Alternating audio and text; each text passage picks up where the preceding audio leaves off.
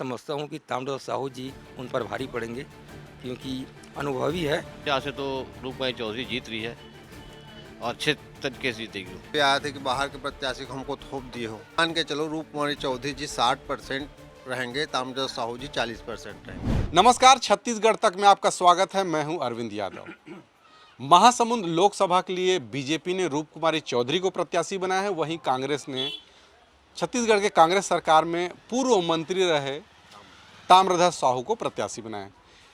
इस वक्त हम महासमुंद के बाजार में हैं। ये बाजार का जो इलाका है आप देख रहे हैं, सभी तरफ ये लोग हैं, खरीदार भी हैं, दुकानदार भी हैं। इनसे जानने का प्रयास करेंगे कि आखिर इस लोकसभा चुनाव के लिए कांग्रेस या बीजेपी कौन सा प्रत्याशी दमदार है और क्यों।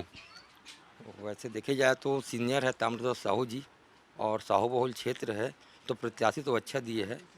और रूप कुमारी चौधरी हाल की वो पिथौरा क्षेत्र से आती है, तो प्रत्याशी तो वो भी अच्छा है महिला के हिसाब से देखा जाए तो। लेकिन मैं ये समझता हूँ कि ताम्रध्वज साहू जी उन पर भारी पड़ेंगे, क्योंकि अनुभवी है और गृह मंत्री रह चुके। हाल के चुनाव हार गए थे, लेकिन ये साहू बहुल इलाका है, तो साहू का कुछ वोट है जो ताम्रध्वज साहू जी के ऊपर जाएगा।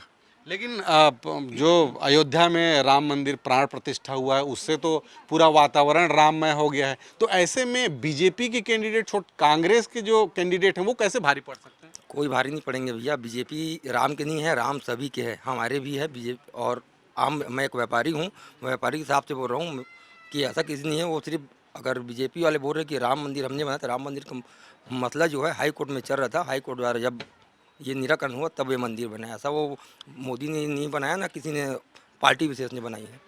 हमारे साथ और कुछ लोग हैं जो मार्केट आए हैं, उनसे भी चर्चा करेंगे कि ये बताइए कि किस पार्टी के कैंडिडेट ज़्यादा मजबूत आपको दिखते हैं लोकसभा चुनाव के हिसाब से। आज के डेट में महासमुंद से पहली महिला प्रत्याशी मिला है महासमुंद को लोकसभा में।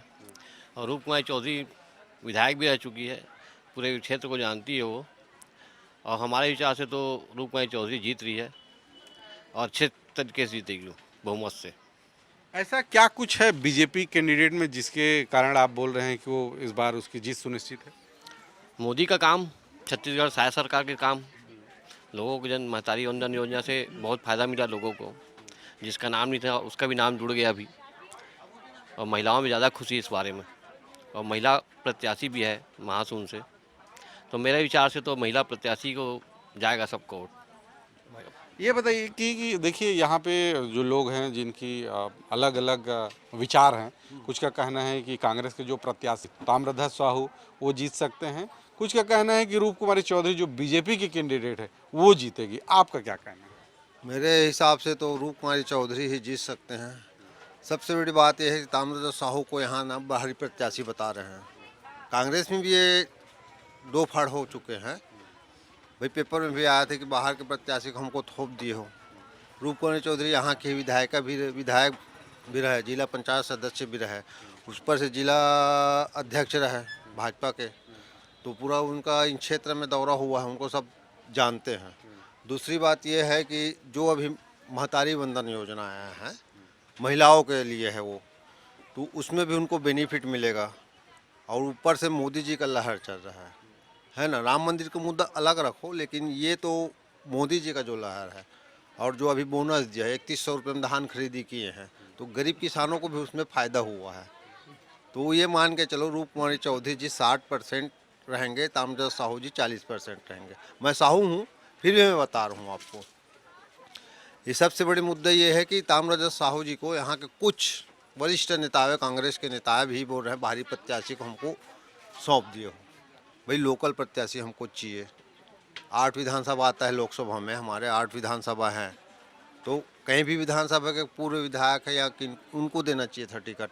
लेकिन देखिए जो भी चुनाव होता है उसमें बाहरी और स्थानीय प्रत्याशी का बहुत ज़्यादा महत्व इसलिए नहीं होता है कि देखिए नरेंद्र मोदी जी भी हैं गुजरात के और लड़ते वाराणसी से।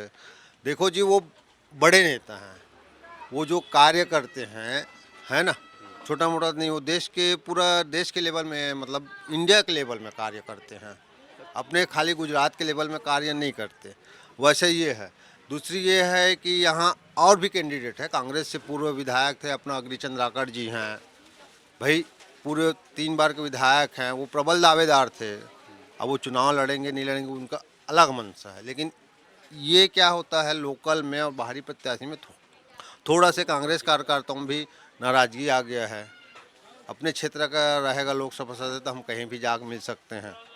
ये रूप कुमारी चौधरी जी हैं, लोकल पिथौरा के हैं, महासमुंद में वो बनाएंगे। ताम्रध्वज साहू जीतेंगे तो भी वो महासमुंद में अपना कार्यालय बनाएंगे, ऐसा बात नहीं है, है ना। लेकिन स्थानीय प्रत्याशी और बाहरी प्रत्याशी में थोड़ा सा फर्क आ जाता है आदमी के सोच में। कुमारी चौधरी यहाँ के स्थानीय व्यक्ति हैं और ये जो ताम्रध्वज साहू हैं वो बाहरी व्यक्ति हैं, इसका कितना फर्क पड़ेगा वोटिंग में? ये पार्टी हिसाब से सब ये होगा, है ना। बदलो वाला बदलो है, सिद्धांत है। लेकिन अपन तो ताम्रध्वज साहू है, पूरा सपोर्ट है, सपोर्ट रहेगा कांग्रेस का। अपन भाजपा वाले लेकिन सपोर्ट रहेगा उसकी तरफ। अच्छा, आप भाजपा के हैं लेकिन वोट कांग्रेस को देंगे? हाँ, तो फिर भाजपा वाले कैसे हुए? और देखेंगे उसको, लेकिन हम कांग्रेस को सपोर्ट करेंगे, खुल के प्रचार करते हैं अपन तो। नहीं, लेकिन आप अभी आप बता रहे हैं कि आप भाजपा के हैं और कांग्रेस को वोट देंगे, ये क्या बात है? अभी देखो, अभी यहाँ ये हुआ है ना, 8 विधानसभा का ये चुनीलाल साहू है। अभी कोई प्रोग्राम है यहाँ साहू, अरे सामूहिक विवाह वाला है ना, जबकि पहले बार हुआ यहाँ, पहले यही सामाजिक एम हुआ है। अब उसको छोड़ के उसका नाम काट दिया, बाद में उसको किसी के गाइडेंस के माध्यम से उसको नाम दे रहे हैं। लेकिन भाई यहाँ तो सरकार बीजेपी की है और बीजेपी की सरकार होने के बाद भी जो सांसद हैं उनका नाम काटा जा रहा है, तो बीजेपी वाले जानेंगे। हाँ, है ना, लेकिन ये गलत है ना। चलिए आप बताइए, देखिए इस बार कांग्रेस और भाजपा ने दोनों ने अपने अपने प्रत्याशी घोषित कर दिया है। रूप कुमारी चौधरी को भाजपा ने अपना प्रत्याशी बनाया है, तो ताम्रध्वज साहू को कांग्रेस ने अपना प्रत्याशी बनाया है। कौन पार्टी और कौन प्रत्याशी ज़्यादा दमदार दिखता है जो लोकसभा चुनाव जीत सकेगा? मेरे ख्याल से मोदी है तो मुमकिन है। और एक साहू कास्ट का भी लड़का हूँ, साहू प्रत्याशी होते हुए भी, साहू वोटर होते हुए भी मैं मोदी को ही जितवाऊंगा। मोदी है तो मुमकिन है। तो मोदी जी ने ऐसा क्या कुछ काम किया है जो आप मोदी जी को जितवाना चाह रहे हैं? मोदी ने बहुत सारा काम कराया है, महतारी वंदना योजना, और किसानों के लिए अभी 3100 रुपया किया है।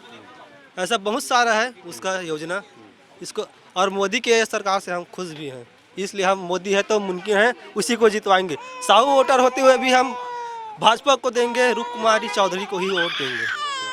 प्रत्याशी ज़्यादा दमदार है जो चुनाव जीत सकता है, आपको क्या लगता है? मेरे को तो ताम्रध्वज साहू लग रहे। कैसे में? वो पुराने यानी दुर्ग से खड़े हुए थे और पुराने सांसद है, और अभी इसके पहले सरकार में मंत्री थे, तो उनकी पकड़ ज़्यादा है। और ये रूप कुमारी चौधरी जी तो जिला अध्यक्ष थी महासमुंद की, विधायक भी थी। हाँ, मगर इनकी पकड़ ज़्यादा है ना।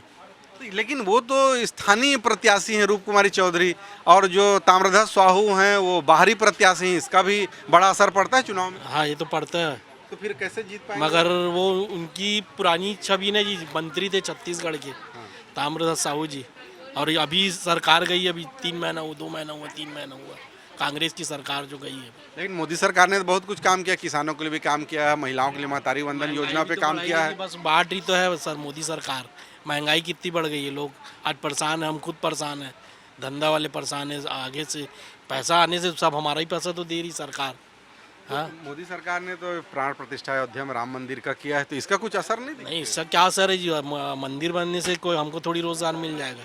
हाँ, मंदिर तो पहले भी थी जी, पहले भी पूज रहे थे सब। हाँ, पहले तो कोई पूज रहे, पहले तो नहीं पूजे थे, ऐसी बात ही नहीं है। पहले भी लोग पूजे हैं, आज भी पूज रहे हैं। वो तो एक चुनावी मुद्दा है, वो तो अभी धर्म के उसमें चुनावी मुद्दा कर रहे हो। कौन प्रत्याशी ज़्यादा बेहतर है जो चुनाव? यहाँ पे भाजपा का प्रत्याशी रूप कुमारी चौधरी जी निकाल लेंगे यहाँ से, महासमुंद से।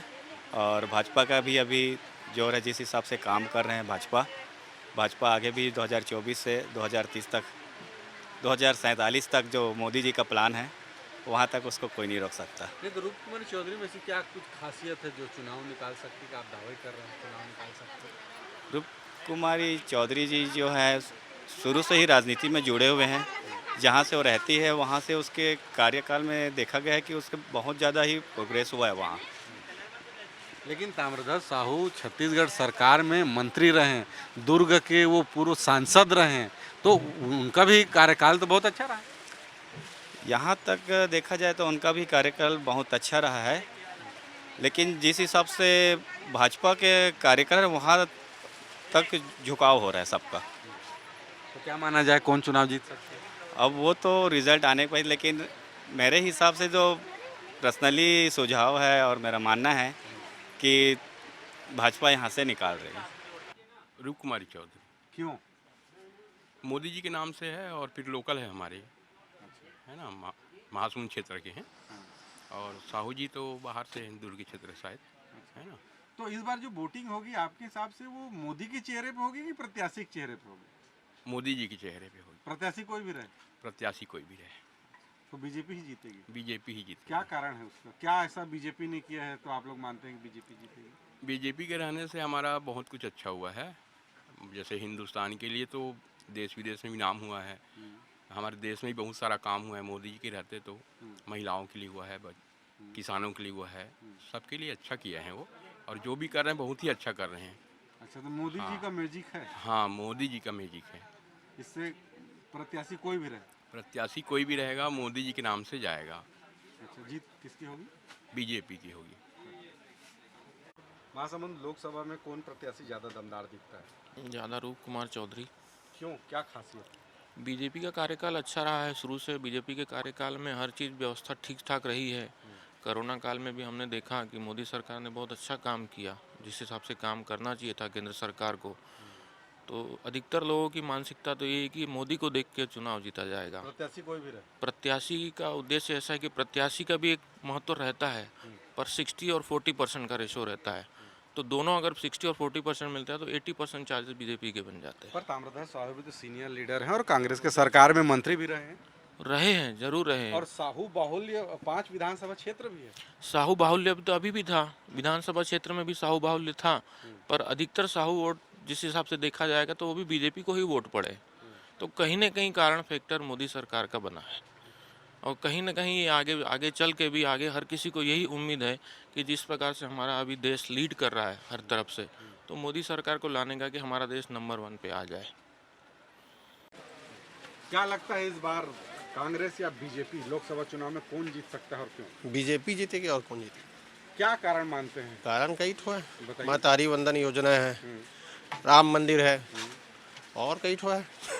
तो इस बार ये बताइए कि जो चुनाव होगा वो मोदी के चेहरे पर होगा कि प्रत्याशी को देखकर लोग वोट देंगे? नहीं, मोदी के चेहरे पर ही होगा। प्रत्याशी कोई भी रहे प्रत्याशी कोई भी रहे वो जीत सकता है। 100%। मतलब रूप कुमारी चौधरी को दिए तो रूप कुमारी चौधरी जीत सकते हैं। हाँ, जीत जाएगी। हमारे साथ और कुछ लोग हैं, उनसे जानने का प्रयास करेंगे कि इस बार महासमुंद लोकसभा की बात करें तो जी। कौन ज्यादा दमदार प्रत्याशी दिखता है, कांग्रेस का कि बीजेपी का? मेरे ख्याल से बीजेपी को नहीं आना चाहिए। क्यों? कांग्रेस ही दमदार है। तो क्या कुछ ऐसा खास बात दिखता है आपको ताम्रध्वज साहू में जो चुनाव जीत सकते हैं? नहीं तो रूप कुमारी चौधरी में भी क्या खास बात है? वो स्थानीय प्रत्याशी? नहीं, ऐसा कुछ नहीं है। बताइए। अब देखिए जनता किसको वोट देती है। लेकिन आपको क्या लगता है कौन दमदार है?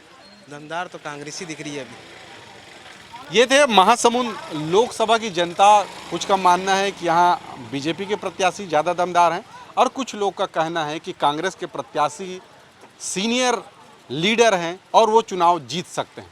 लेकिन ये तो वक्त ही बताएगा कि जनता किसे जीत का आशीर्वाद देती है। महासमुंद से कैमरा पर्सन दयानंद के साथ अरविंद यादव, छत्तीसगढ़ तक।